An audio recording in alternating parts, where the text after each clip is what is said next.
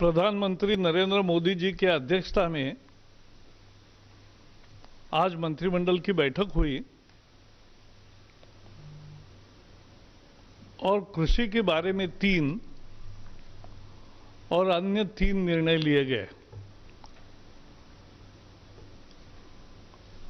कृषि के बारे में ऐतिहासिक फैसले हुए हैं।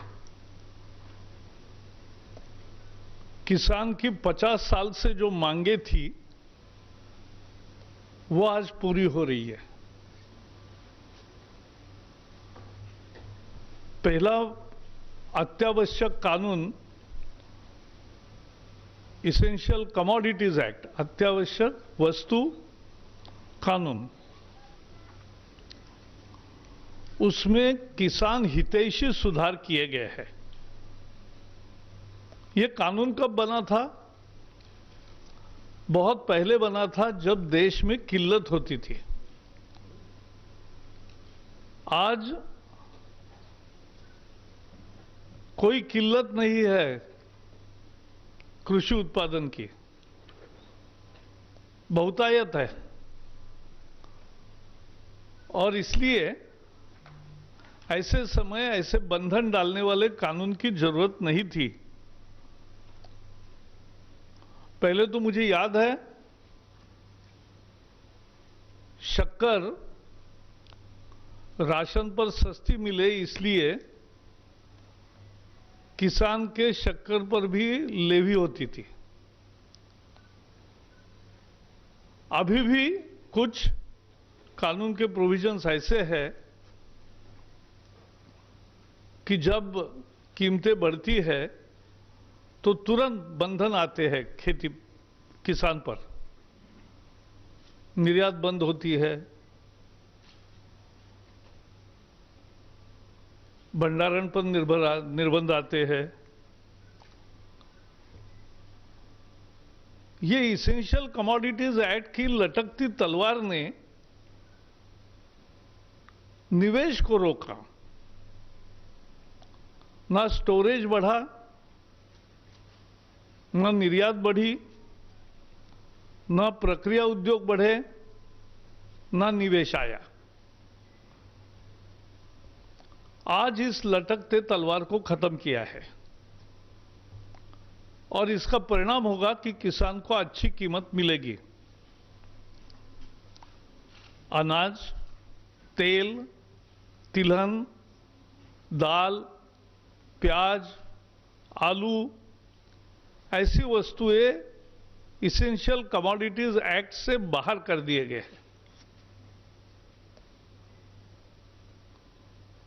अब किसान को तय प्लान के अनुसार वो निर्यात कर सकता है, भंडारण कर सकता है। ये सब सहूलतें उसको मिलेगी। और केवल जब बहुत ही विशेष आपदा होगी, कोई प्राकृतिक आपदा आई या अत्यधिक महंगाई हो गई या कोई युद्ध हो गया, इस तरह का कोई कारण है बड़ा, तो ही ये बंधन फिर लग सकते, नहीं तो लगाने की जरूरत नहीं है। और इसलिए किसानों की ये मांग 50 साल से थी,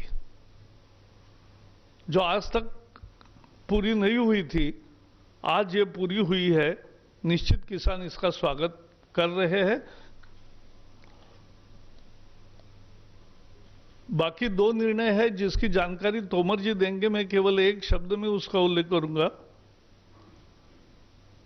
एग्रीकल्चर प्रोड्यूसर मार्केट कमेटी के बंधन से किसान मुक्त हुआ है। किसान कहीं भी उत्पादन बेच सकेगा। ज्यादा दाम देने वाले को बेचने की आजादी मिली है किसान को। और एक वन नेशन वन मार्केट के दिशा में हम आगे बढ़ रहे हैं, जिसकी जानकारी, बहुत अच्छा कानून आज अध्यादेश की चर्चा हुई है। वो अध्यादेश के बारे में अधिक जानकारी जो हम कानून बनाने जा रहे हैं उसकी जानकारी तोमर जी देंगे।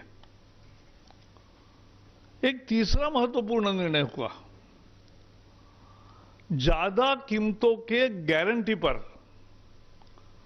कृषि उपज समझौते से बेचने की किसान को अनुमति मिली है।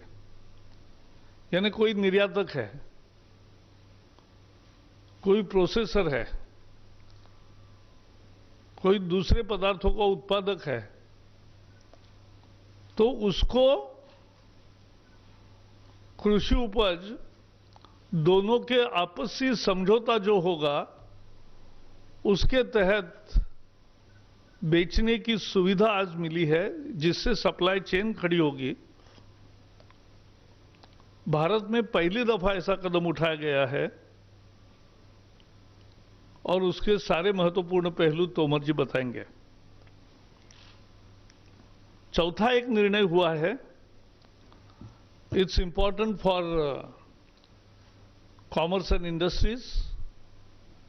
We know the world situation, industries are thinking to diversify their investments in different localities. So, to ensure that the investment enhance in India, an empowered group of secretaries has been formed. And simultaneously in every ministry, there will be project development cell. This will make India more investor-friendly destination and will also handhold the new industries. It will give fillip to domestic industries. It will bring synergies between ministries and departments, among center and state governments, in policy matters. It will give boost to the economy and open up immense direct and indirect employment opportunities. Investment आती है, उद्योग आते हैं, तो स्वाभाविक है कि प्रत्यक्ष और अप्रत्यक्ष रोजगार बढ़ते हैं और वो रोजगार बढ़ना महत्वपूर्ण है। जो प्रोजेक्ट डेवलपमेंट सेल हर मंत्रालय में होगा, वो जो प्रोजेक्ट्स उनके मंत्रालय के दायरे के अंदर आएंगे उनका हैंड होल्डिंग करेंगे, उनको जमीन ठीक तरीके से मिले, जल्दी मिले,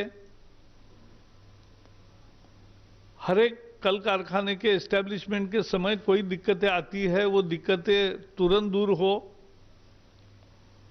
ये सारी व्यवस्था प्रोजेक्ट डेवलपमेंट सेल करेगा। पांचवा एक महत्वपूर्ण निर्णय था, 11 जनवरी को श्यामा प्रसाद मुखर्जी, जो भारत के पहले मंत्रिमंडल में भी मंत्री थे और जिनका कश्मीर में बलिदान हुआ,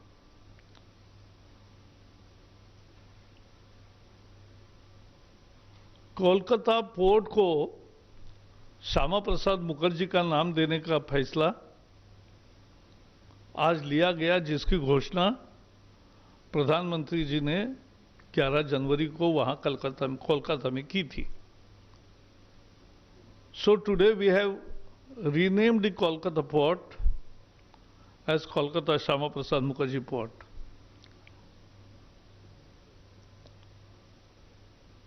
एक छठे निर्णय के अनुसार फार्माकोपिया कमीशन की स्थापना का निर्णय हुआ है।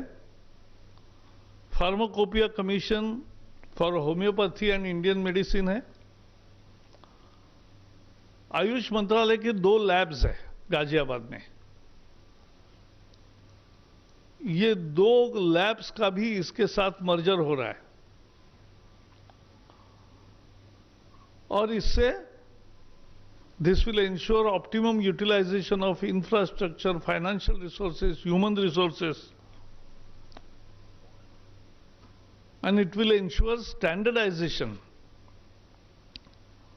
of Indian and other drugs. So the consequential changes which were required in drug and cosmetic rules we have today decided to make necessary changes in the rules also. तो आज की बैठक में किसानों के लिए 3 बड़े निर्णय हुए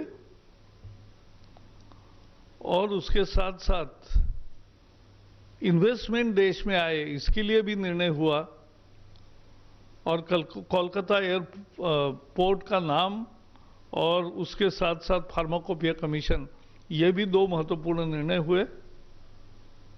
तो इसमें आत्मनिर्भर पैकेज की भी जो घोषणाओं को आकार देने का काम किया है और कुछ उसके बाहर के भी है। अंत में इतना ही कहूंगा कि मोदी सरकार ने किसानों का हमेशा पक्ष लिया है, चाहे वो पीएम किसान हो 6,000 रुपए भेजने वाला, या नीम कोटेड खाद हो, या सॉइल हेल्थ कार्ड हो, या ज्यादा क्रेडिट हो,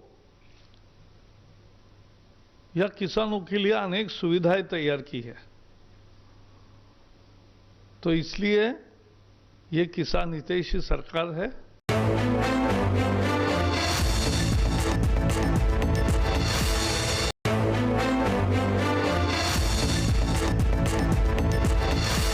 दो 2014 में प्रधानमंत्री नरेंद्र मोदी जी अपने दायित्व को संभाले थे। तब से लेकर आज तक लगातार उनकी कोशिश है कि मंत्रिपरिषद के निर्णय के केंद्र में गांव, गरीब और किसान रहे। गरीब की ताकत बढ़े, किसान की ताकत बढ़े, खेती मुनाफे में आए, किसान की समृद्धता हो, गांव में संपन्नता हो, जिससे कि देश हमारा आगे बढ़ सकने में सक्षम हो।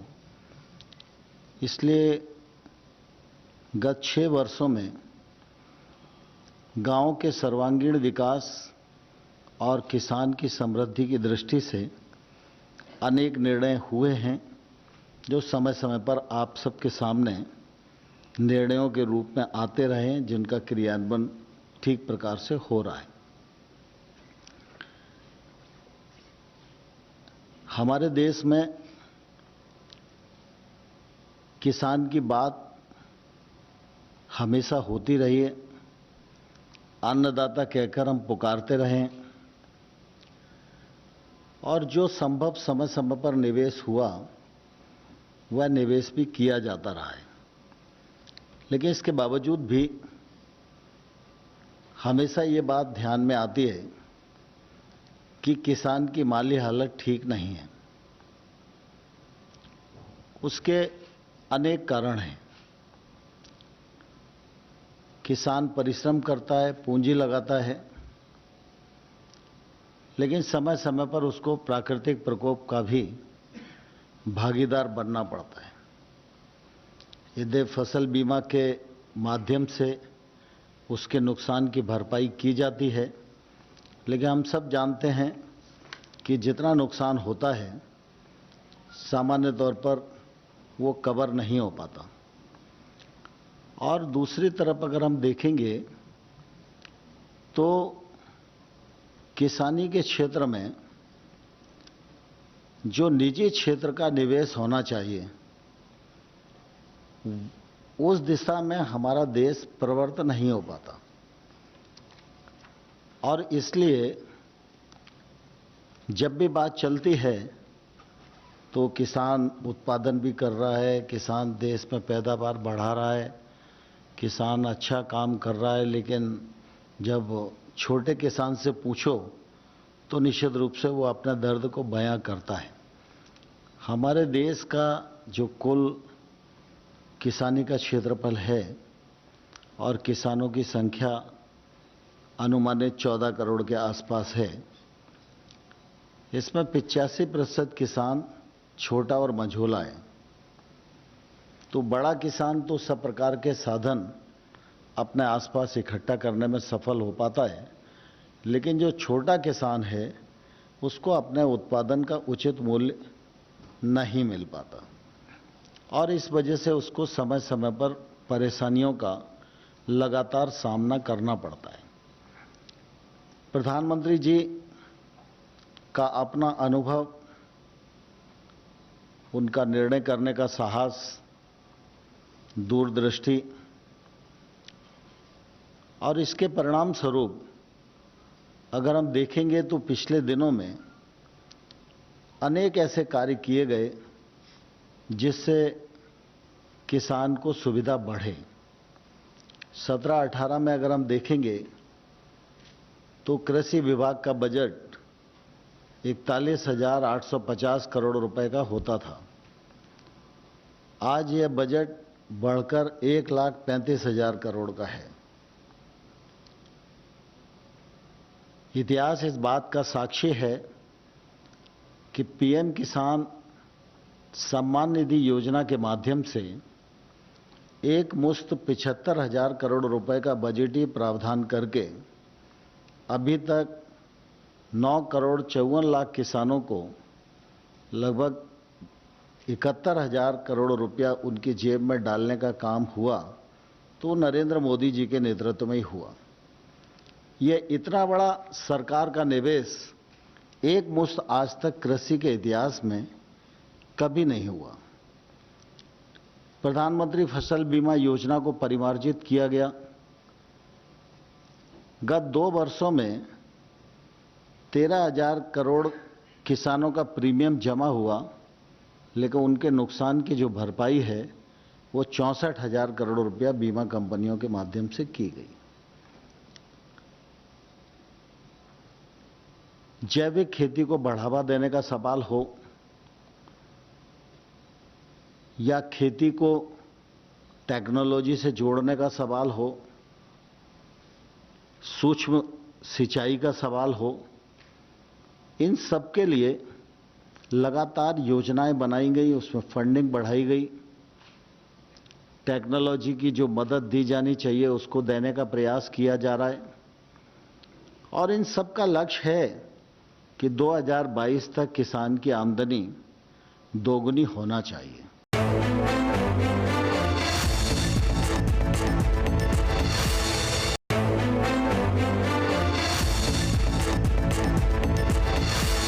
किसान को सामाजिक सुरक्षा मिले, इसके लिए किसान मानधन योजना लागू की गई। अभी केसीसी योजना के अंतर्गत किसान क्रेडिट कार्ड लगभग 6.5 करोड़ लोगों पर हैं। 2.5-3 करोड़ की संख्या भी ऐसी है जिनको किसान क्रेडिट कार्ड दिया जाना है। उसके लिए अभियान चलाकर जल्दी ही इस लक्ष्य को भी पूरा किया जाएगा और यह लक्ष्य पूरा होगा तो लगभग 2 लाख करोड़ रुपया किसानों के हाथ में पहुंचेगा। अभी केसीसी के माध्यम से 4 लाख करोड़ रुपया ऋण किसानों के पास है।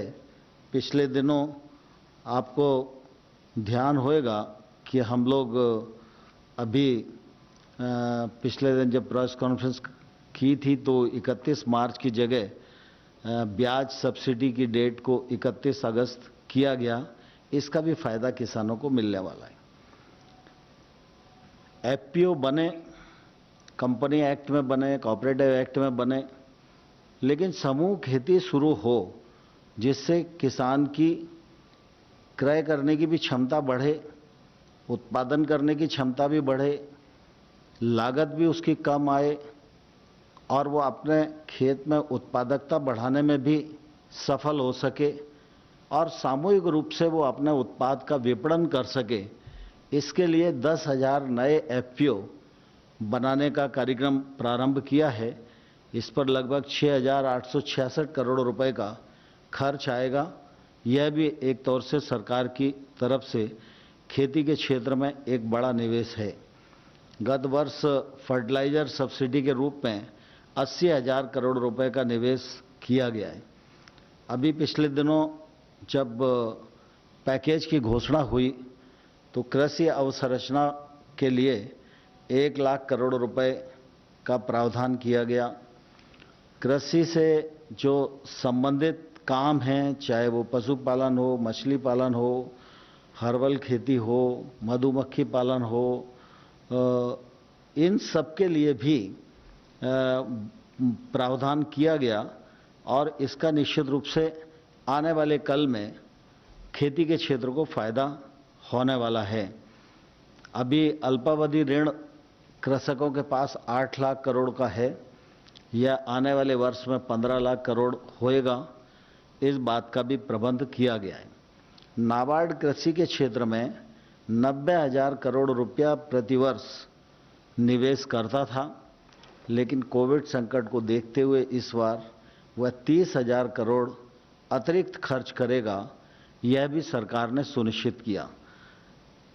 स्वामीनाथन साहब की रिकमेंडेशन को माना जाए, ये मांग लंबे समय तक किसानों की रही, लेकिन मोदी जी ने आने के बाद एमएसपी पर जो लागत पर एमएसपी 50% मुनाफा देकर की जाए, इसको साल में 2 बार घोषित करते हैं। उस दिन खरीफ की एमएसपी घोषित की गई थी और एमएसपी पर भी रिकॉर्ड खरीद आज देश में हुई है और आने वाले कल में भी एमएसपी पर यह खरीद जारी रहेगी।